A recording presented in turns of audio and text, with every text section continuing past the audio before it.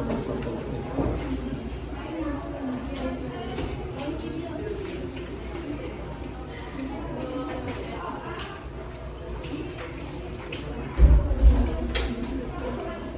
araw, Rating Magalang.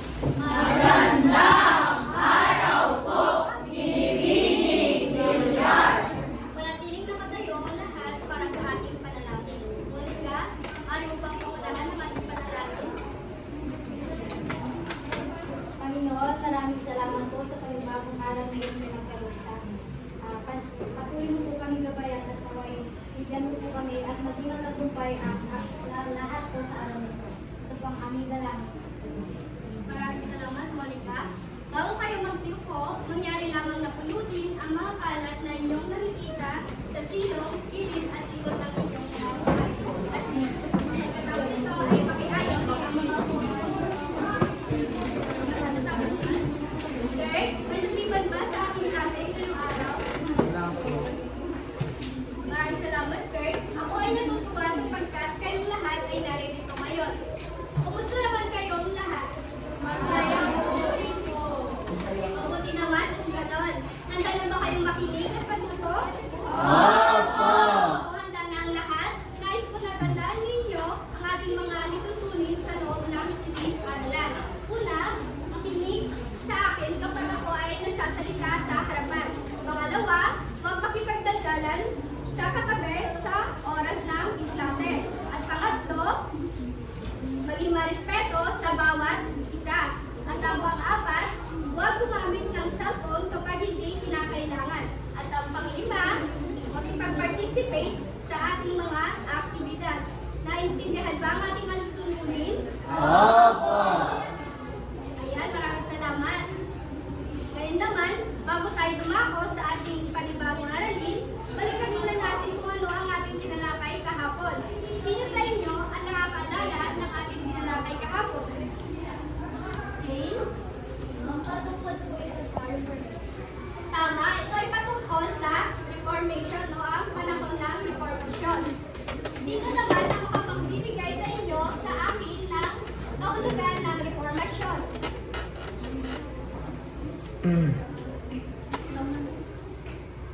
John? Ang reformasyon po ay isang pagbabago at reforma sa simbahan ng Mahusay. At sino naman ang mga pangunahing tauhan noong panahon ng Reformasyon? At Sairi. Ang mga paunahing tauhan sa Reformation po ay sina Martin Luther, John Patrick, and Ulrich Zwingli. Magaling. Ako ay natutuwa sapagkat naunawaan niyo na nga talaga ang ating tinalakay kahapon. Ngayon naman, bago tayo dumako sa ating panibagong aralin, ay magkakaroon muna kayo ng maikling aktibidad na pinamagatan nitong word hat.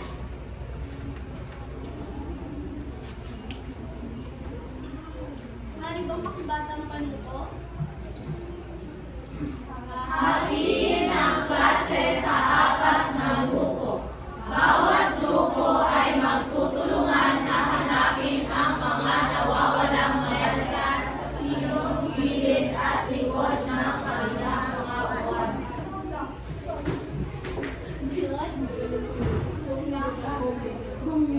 Nahanap na ang mga letra ay magtutulungan ang bawat grupo na mabuuin ang mga words sa harapan. Ang mga nahanap na letra ay Magsisilbing gabay upang masagutan ang mga words na kailangan tunglutuin ng bawat grupo. Kailangan lamang ay binigyan ko ng 5 minuto upang sagutan ang mga ito. Kung sino ang unang makatapos ay siyang panalo at magkakaroon ng gantimpala mamaya pagtapos ng ating klase. Maraming salamat. Naunawaan ba ang panuto? Oo! Kung ganon ay ang unang grupo. Mamaya. Ang unang grupo ay mula kay Sherry hanggang kay Norma. At ang pangalawang grupo naman ay mula kay Monica hanggang kay Paul. At ang pangatlong grupo naman ay mula kay Geneva hanggang kay Ann. At ang panghuling grupo naman ay mula kay Nicole hanggang kay Justin. Dahil lumusyon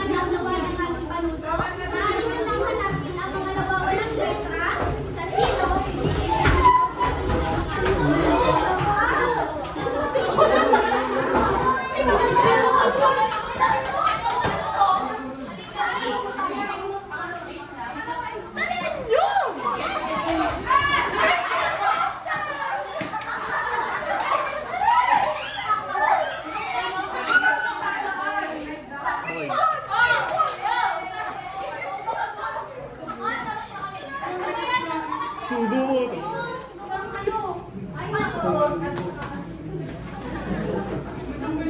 Apat yan eh. Ay mo. Kasi si Pia, tinawag pa ako.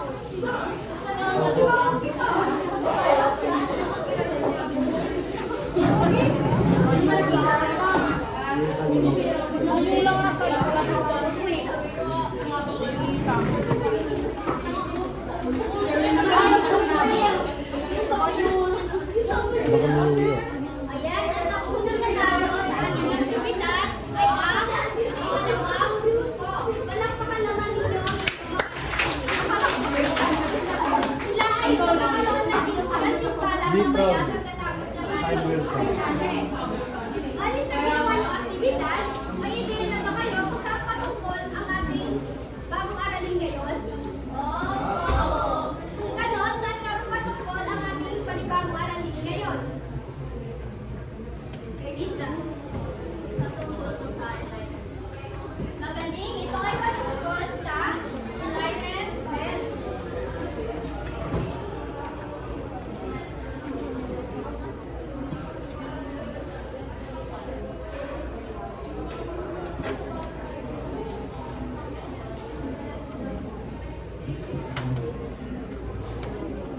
Dahil may ideya, bago tayo dumako sa ating baksang tatalakayin, nais ko munang ilahad sa inyo ang ating mga layunin sa araw na ito.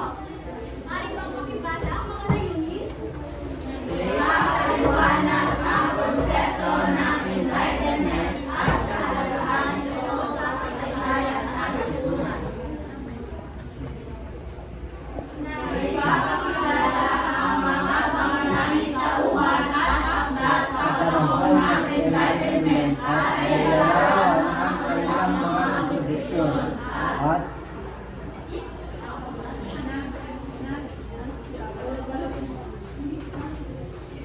ipamamalas ang pagmutawan ng mga pag-aaral sa mga ideya at ang prinsipyong kumilira sa panahon ng enlightenment at naipakita kung paano ito nakaimpluwensya sa kasalukuyang lipunan. Maraming salamat. Ngayong may ideya na nga kayo sa ating panibagong aralin, atin na itong formal na simulan. Ano nga ba ang enlightenment? Maaari bang pakibasa?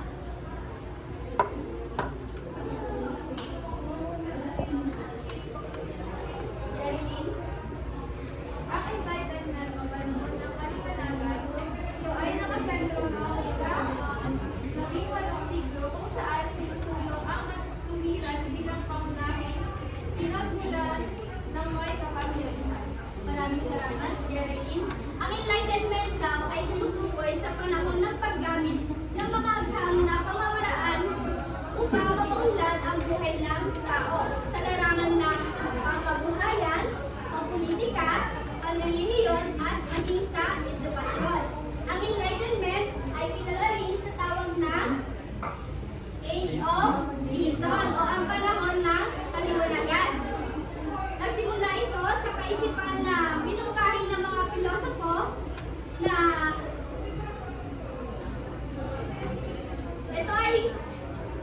nagsimula ito sa kaisipan ng minungkahi ng mga pilosofo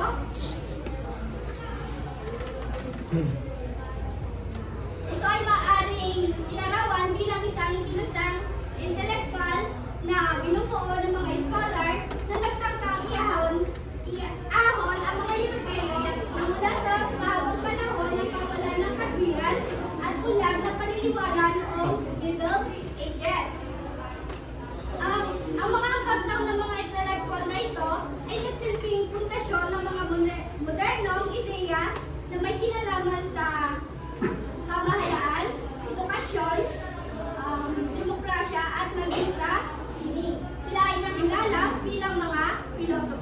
Ngayon naman ay alamin naman natin ang mga makabagong ideya pang-politika. Mali bang makibasa? Thomas Hobbes. Nakilala si Thomas Hobbes dahil sa kanyang pagpapaliwanag tungkol sa pamumuno. Maraming salamat. Iba. Si Thomas Hobbes ay ginamit niya ang natural law upang isunod ang paniniwala ng absolutong monarkiya. Ito ang pinakamahusay na uri ng pamahalaan. Sa kanyang pagpapalipad na isinulat niyang linyatan noong 1651 ay inilarawan niya na ang isang lipunan na walang pinuno at ang posibleng maging direction daw nito ay tungo sa magulong lipunan. At ang sunod naman ay ang kanyang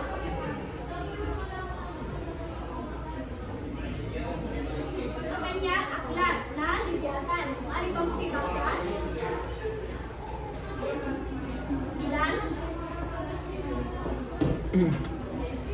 Binigyan niya ng pagdidiin na ang tao ay kinakailangan pumasok sa isang kasunduan at pamahalaan na kailangan iwanan niya lahat ng kanyang alayan at maging masunurin sa puno ng pamahalaan. Maraming salamat, Idan. Dahil doon sa kasunduang ito, pangangalagaan at poprotektahan ng isang pinuno ang kanyang nasasakupan. At hindi nabibigyan pa ng karapatang magrebelde ang mga tao kahit pa hindi makatwiran ang kanyang pamamalakad. Sunod naman ay si John Locke. Maraming pang pakibasa. Rhea. Si John Locke ay nakilalang pilosopo sa England na may paniniwala kagaya ng kay Thomas Hobbes na kinakailangan magkaroon ng kasunduan sa pagitan ng mga tao at ng kanilang pinuno. Maraming salamat, Bella. Si John Locke daw ay naiba siya sa paniniwala na ang tao sa kanyang natural na kalikasan ay may karapatang makatwiran, may mataas na moral, at mayroong mga natural na karapatan tungkol sa buhay, kalayaan at pag-aari. Sinabi niya na ang tao ay maaaring sumira sa kanyang kasunduan sa pinuno. Kung ang pamahalaan ay hindi na kayang pangalagaan at ibigay ang kanyang natural na mga karapatan.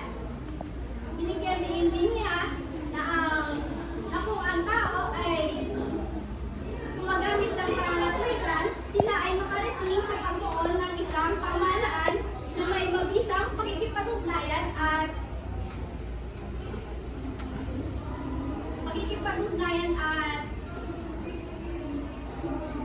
nakatutulong sa kanilang pinuno. At sunod naman ay ang kanyang lathalaing Two Treaties of Government. Maaari bang pakibasa?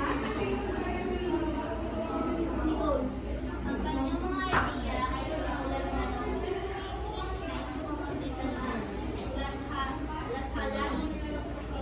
of government. Maraming salamat, Nicole. Ang kanyang isinulat na ito ay naging popular at naka-influensya sa kabuuan ng Europe at paging sa England, ang kolonyang Amerikano. Ang ideya niya ay naging basihan ng mga Amerikano na lumaya sa pamumuno ng Great Britain. At ang sunod naman ay si Baron D. Montesquieu. Maaari bang pakibasa, Sherwin? Si Baron D.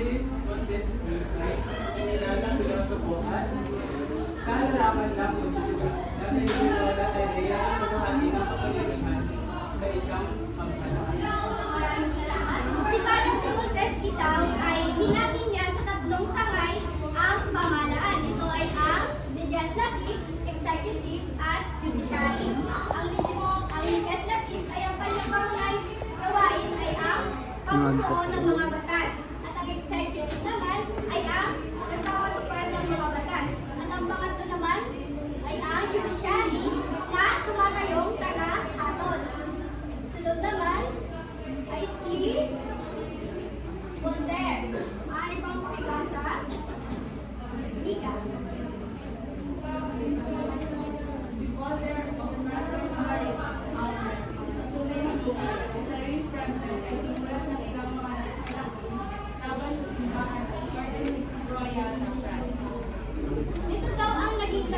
ng kanyang 2 beses na pagkakabilanggo at nang lumaon siya ay pinatapon sa inglan.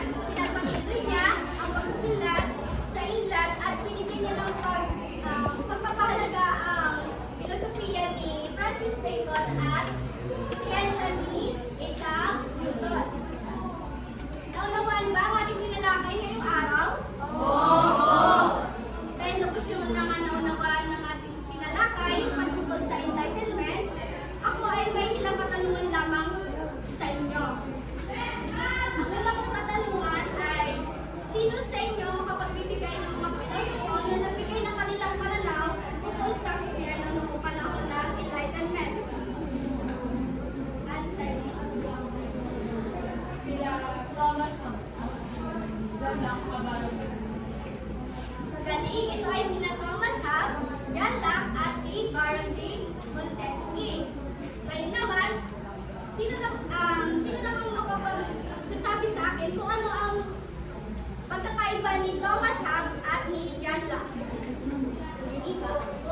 Ang pagkakaiba nila ay si Thomas Hobbes po ay sinabi niya na ang tao ay walang kakayahan para sumira sa kasuluan sa pamahalaan, samantalang si John Locke naman po ay nagsabing pwedeng sumira ang tao sa kasunduan sa pamahalaan kung ang pamahalaan ay hindi nagbibigay ng natural na karapatan ng mga tao. Magaling, tama ang inyong mga kasagutan. Ngayon naman, dahil lubos yun ang naulawa ng ating tinalakay, tupako naman tayo sa inyong aktibidad. Mari po pakibasa ang panuto. Magiging ang klase sa 2 grupo. Ang bawat grupo ay bibigyan ng tig-isang larawan ng mga pilosopo. Gamit ang binigay na larawan, sa likod nito ay susulat ng bawat grupo ang mga ambag ng kanilang hawak na pilosopo. Base sa panahon ng enlightenment, may 5 minuto lamang kayo upang mapusin ito. Nauuwan ba ang panuto? Ang unang grupo ay dito sa line na to. At ang pangalawang grupo naman ay dito sa row na to.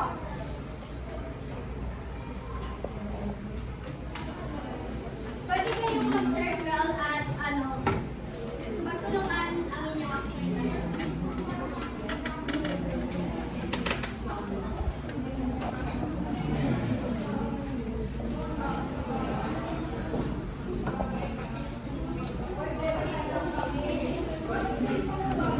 Yung mga nag-circle, pwede lumapit sa harapan para tulungan ang kanilang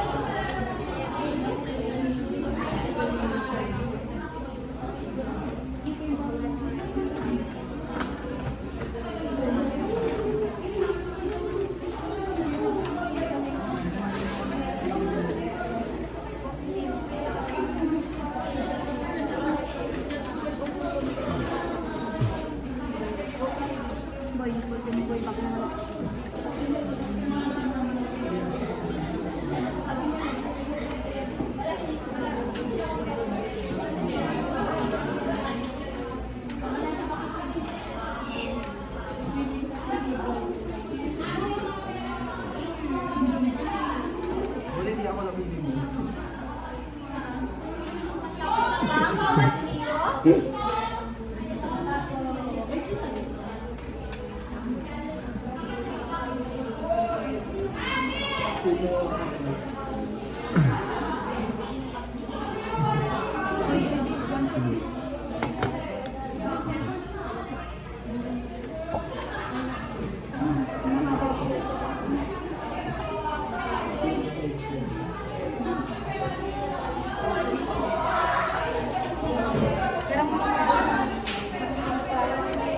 Tapos na ba?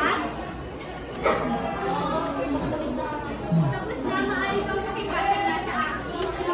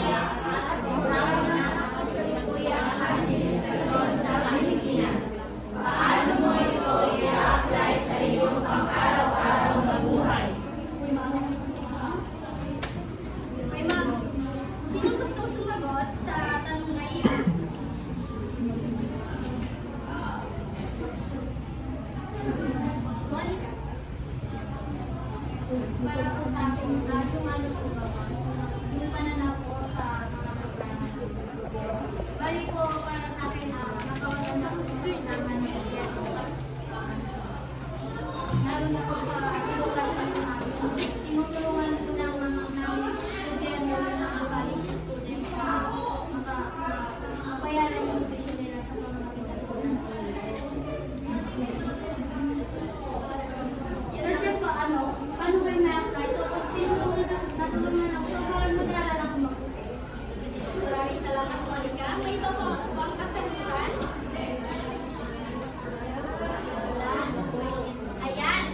Tama ang sinabi ni Monica. Sa ganitong paraan, maaari nating masiguro na tayo ay makakatulong sa pagpapaunlad ng ating lipunan at sa pagpapabuti ng ating bansa sa pamamagitan ng pagkilos ng may pagmamahal at respeto para sa kapwa at sa ating bayan.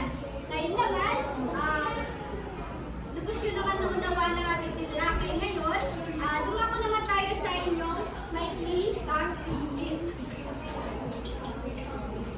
Ang gagawin niyo lamang ay tukuyin at isulat ang tamang sagot sa batlang ng bawat lang.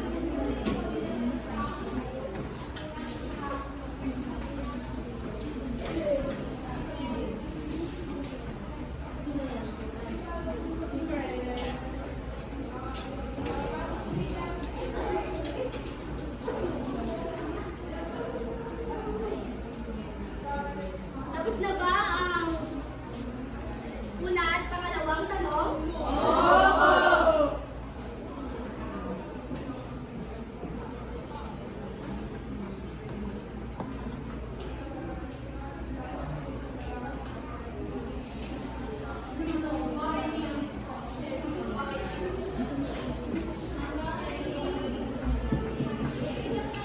Maaari ko na bang ilipat?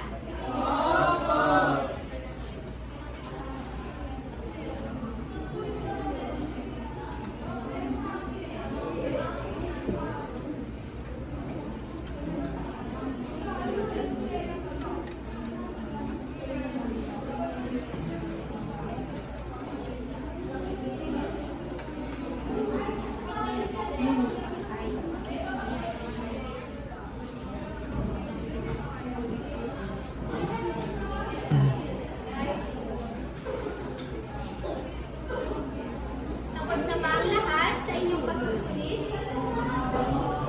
Kung tapos na, maaari bang pakipasa na ang inyong sagutang papel mula sa likod papunta sa harapan.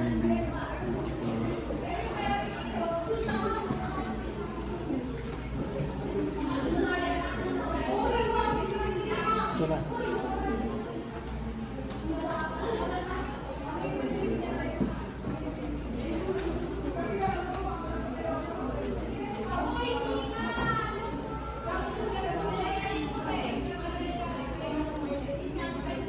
Na-extra pa kung ano dyan, papel. Extra papel. Ayan, bago matapos ang ating klase,